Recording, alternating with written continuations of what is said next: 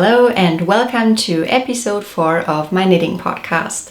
My name is Annika and I'm coming to you from Germany. I am an avid knitter as well as a natural yarn dyer, and I basically love everything that's related to the fiber arts. So I not only knit but also like to sew, crochet, embroider, and lately also spin. In this episode I'm going to share several finished objects with you as well as a number of new cast-ons, so it's going to be a full program today. Let's get started.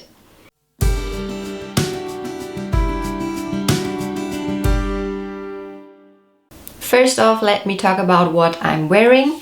Now, as you can tell, this is not a knitted item, but I did make it myself. The sewing pattern is called the Esme Top and it is by Lotta Jansdotter.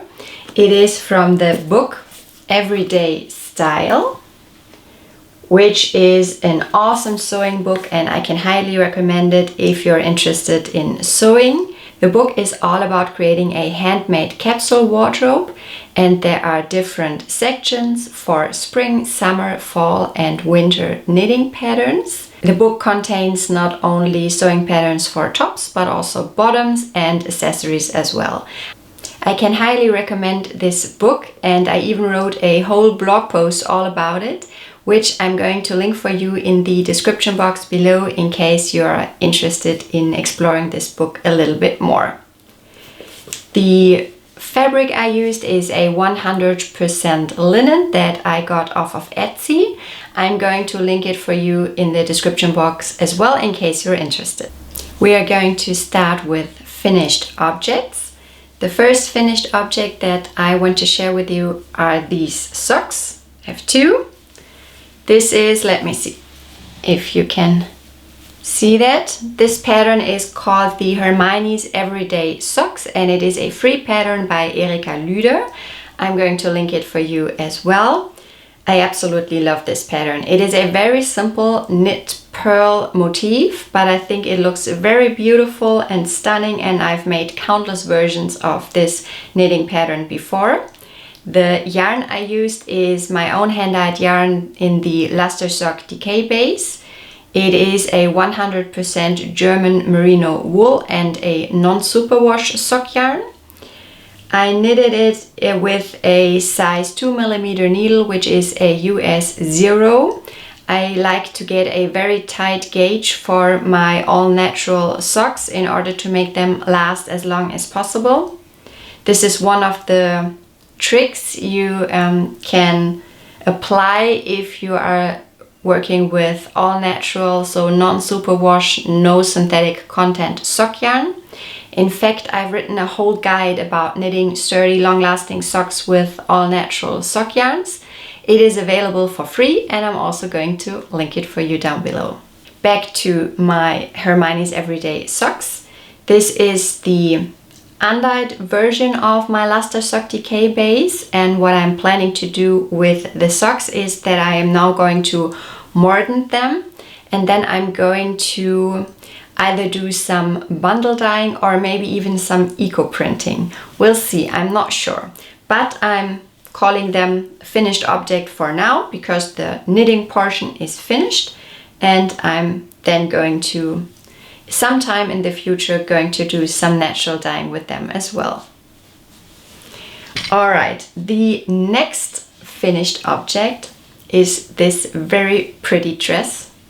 I hope you can see it. If not, I'm going to put up a picture for you. This is the Clara Dress. It is a pattern by Karin Vestergaard Mathisen. Now you can get this pattern for free, but it is a bit tricky to find. I'm going to link it for you down below as well in case you are interested. You have this lacy leaf section here on the top, then a couple of rounds of seed stitch and a very wide gathered skirt, which is finished off with another lace motif and some seed stitch on the bottom hem. And on the back you can see that I have a little bow. I made this by simply crocheting a chain, and I also, let's see if you can tell, I also crocheted around the edge here to have a neater finish.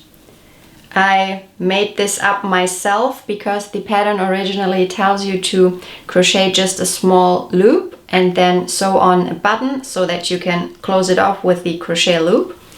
And when I did make this dress before, I made 2 versions years ago for my girls when they were rather small.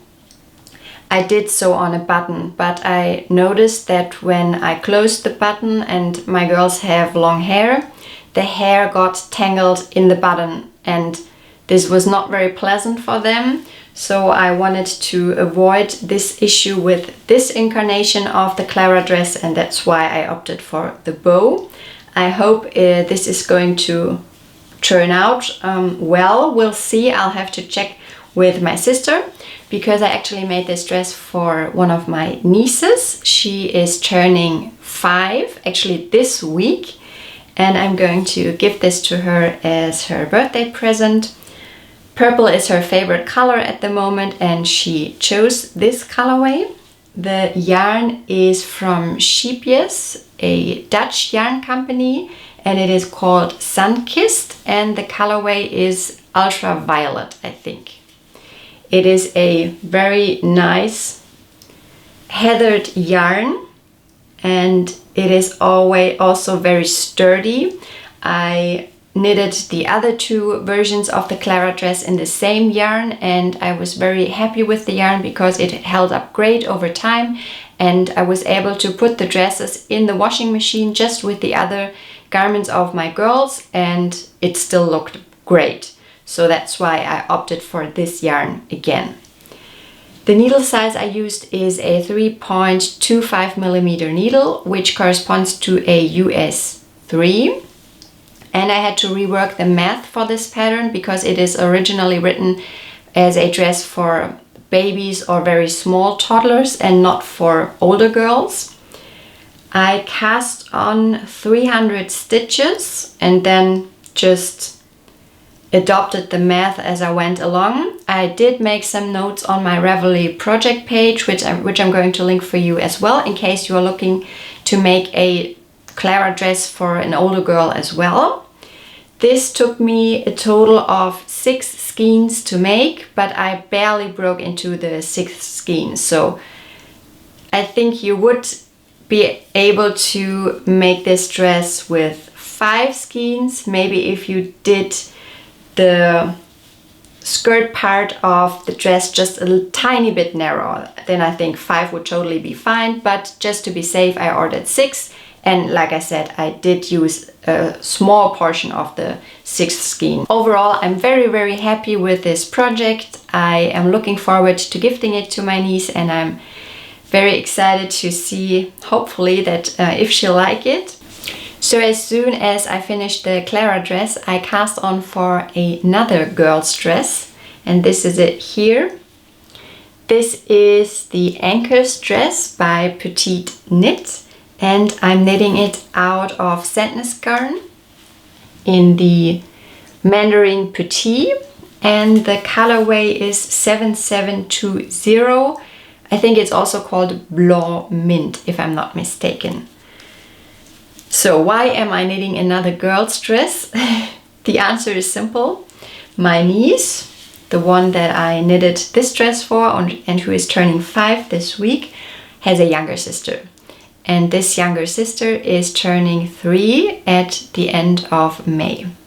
So when I was knitting away on my Clara dress, I started thinking about my other niece and her birthday, and I thought, if I'm going to knit a dress for the older sister and I'm going to gift it to her on her birthday, the younger sister is going to be disappointed if she doesn't get something similar for her birthday.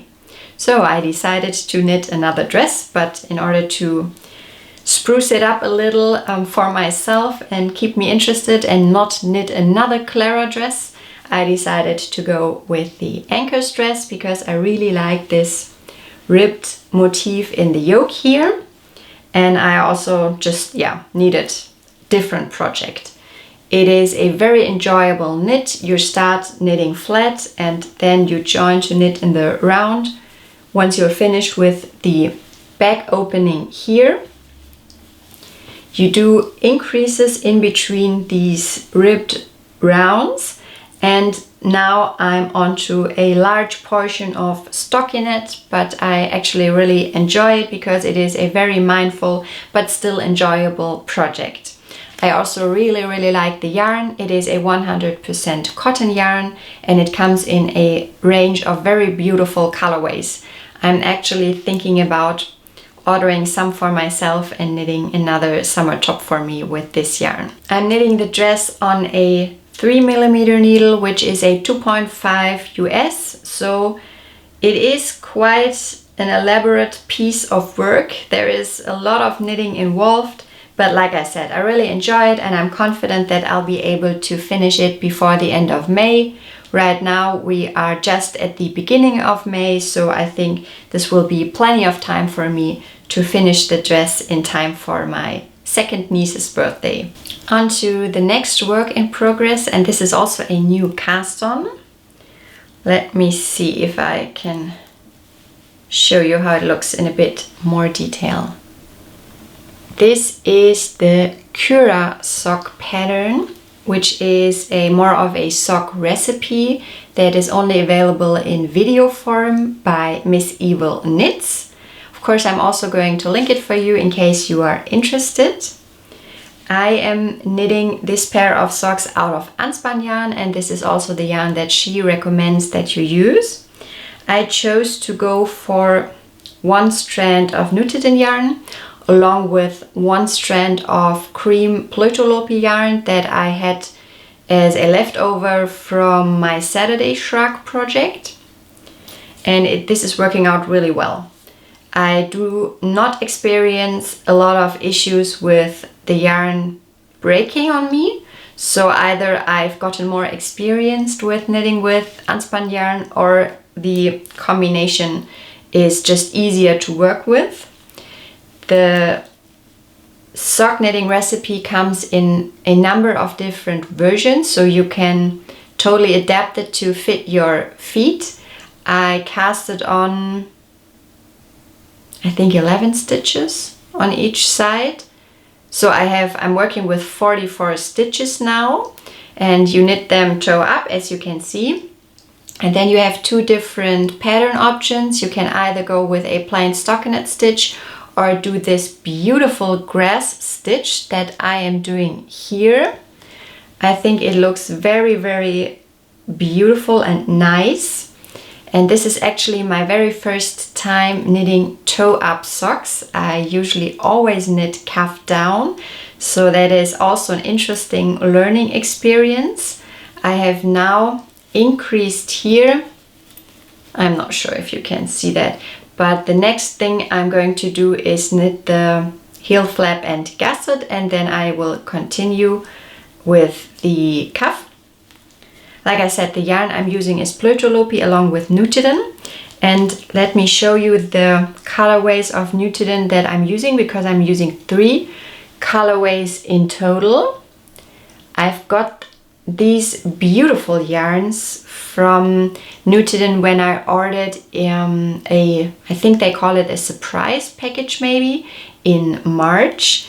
And it looks like to me, because I'm following their Instagram account and they are going to have a shop update in May, that these are 3 colorways from their May collection. So we have a very soft, beautiful pink, a fresh spring green, and I'm not sure if you will be able to tell, but this is such a beautiful colorway.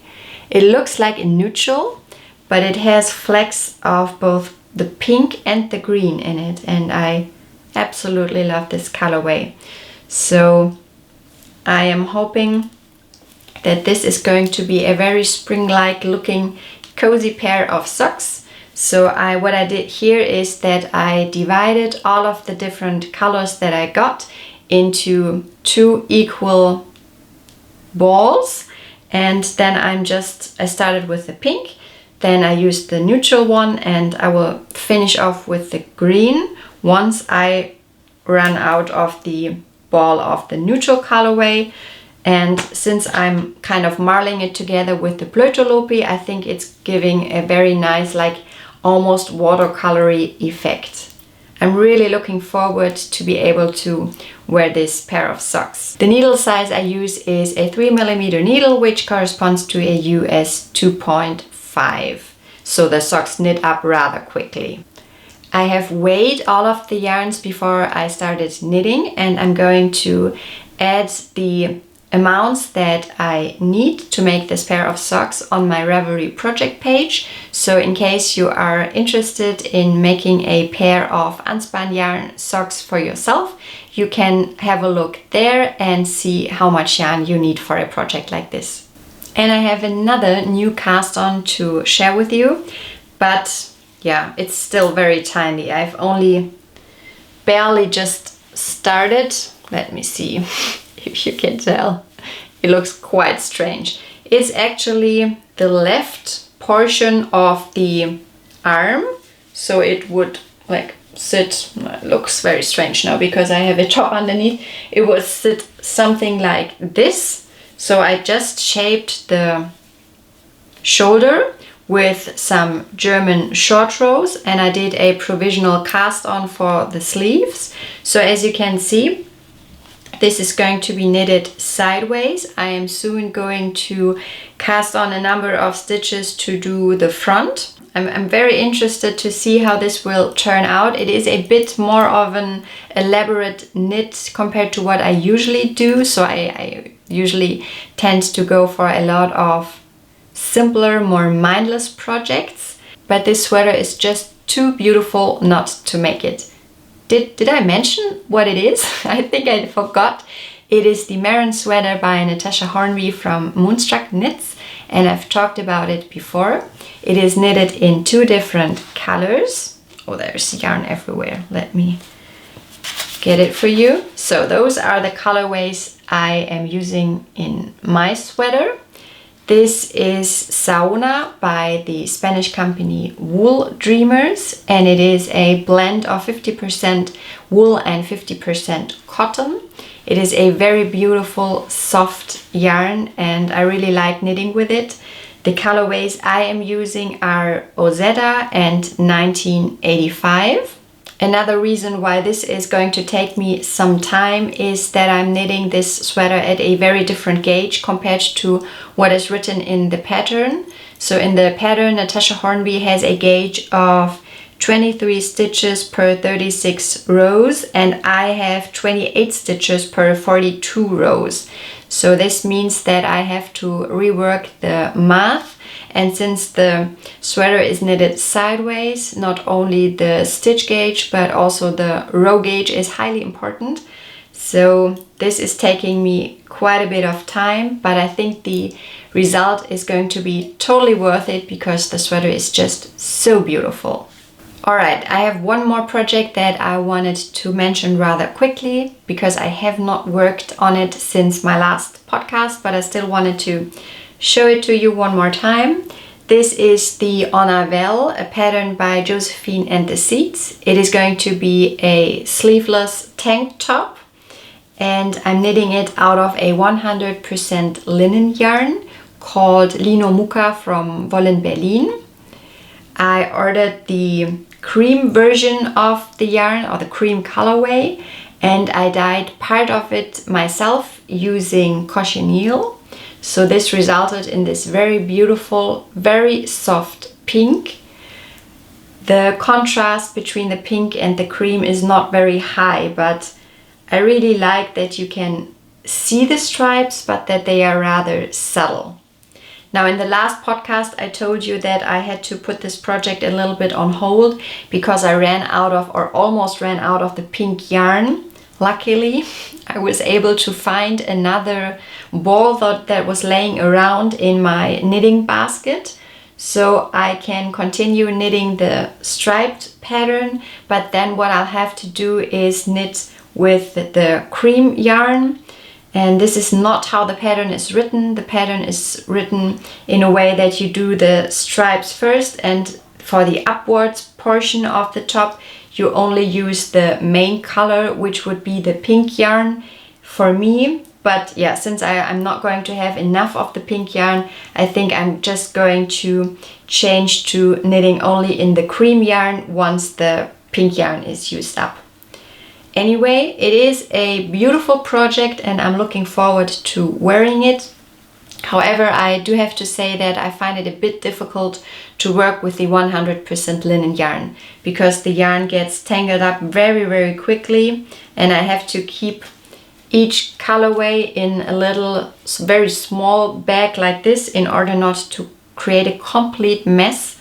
And it's still tangling up all the time and is also a bit splitty and not very bouncy, so it is not the most enjoyable project to work on, but I'm really looking forward to wear the finished object. So that's why I'm going to continue knitting on this very soon, once I finish the Ankers dress, I think, because this is going to be my priority now, because it is a time-sensitive knit. Alright, let's move on to acquisitions, because besides the Mandarin Petite that I just showed you previously that I'm using for my Ankers dress, I also did one more yarn order. Now, I've talked about my plans of knitting a couple of summer tees or tops for myself in a previous video, and in the video I talked about the Cumulus tee by Petite Knit and that I really wanted to make it. I intended to use the yarn that Petite Knit used to make her sample, which is Pure Silk by Knitting for Olive, and I did order it. Let me show it to you here. I have 4 balls, and this is the cream colorway, and I think it's also the colorway that Petite Knit used for her sample, which looks very beautiful in my opinion. But I am looking to have something a bit more colorful. In the video I just mentioned, which was all about spring and summer knitting patterns, I'm going to link it for you down below. I said that I wasn't sure which colorway I should choose, because the Pure Silk comes in a number of beautiful colorways. But in the end, I decided, since I am a natural dyer, that I could simply order the cream colorway and then naturally dye it myself, because I have never worked with a 100% silk yarn before and I think it will be very interesting. What I'm planning to do is that I want to dye this yarn using avocados, and this is going to create a very beautiful dusty shade of pink. At the moment I am collecting the pits and also the skins whenever we consume an avocado, and I clean it very well and then I freeze it. And if I have enough pits and skins to dye those 4 balls, I'm going to take them all out of the freezer and then create the dye bath. I am for sure going to show you how this project is going to turn out, and if you're interested in learning how to naturally dye yarn yourself, you can do this at home with just a couple of tools and ingredients, and I have written a free guide showing you step by step how to dye a skein of yarn. I'm going to link this for you in the description box as well. Alright, there's one more thing I wanted to share with you, and I'm not even sure if you can call this an acquisition or maybe a finished object. So this is, let me see, you'll be able to tell. This is my very first skein of handspun yarn. Now, I've did a course about like 4 or 5 years ago where I learned how to use a drop spindle, and our instructor also brought some of her spinning wheels with her, and she showed them to us and we were able to try them out. And I've been wanting to get myself a spinning wheel ever since. But at that time, it just felt like my daughters were still so little and I really didn't have time to do much knitting at all. So I thought, if I now also get a spinning wheel, when will I have the time to spin? But now my girls are both in school and they're a little bit older and I have more time for myself. And my birthday is coming up next week. So this felt like the perfect time to finally get myself a spinning wheel, and I did. And I started practicing a bit with it and doing a first test spin, and this is how it came out. This is a 100% Corriedale yarn, and it is so far from perfect. It is highly over twisted and there are very thick and very thin parts of the yarn, but nevertheless you have to start somewhere when you learn something new, and I'm totally fine with this skein not being perfect at all, but I'm learning something new, and this is always exciting. And I think it's also so important for us to keep learning new things all throughout our lives and not just limit learning to something that you do in school and then just stop once you are an adult. So this is my new learning project, and I cannot wait to experiment more and share more of my spinning endeavors with you. The spinning wheel I got is a Joy 2 by Ashford, and I'm very happy with it so far. It is quite expensive in my opinion, but it also seems to be a high quality spinning wheel, and I'm really enjoying it. I am for sure going to talk more about my spinning endeavors in the future. Anyway, I would love to know what you are currently working on. Please let me know in the comments below. I hope you have an awesome day and an awesome week with lots of time for whatever you are currently making. Until next time, see you. Bye.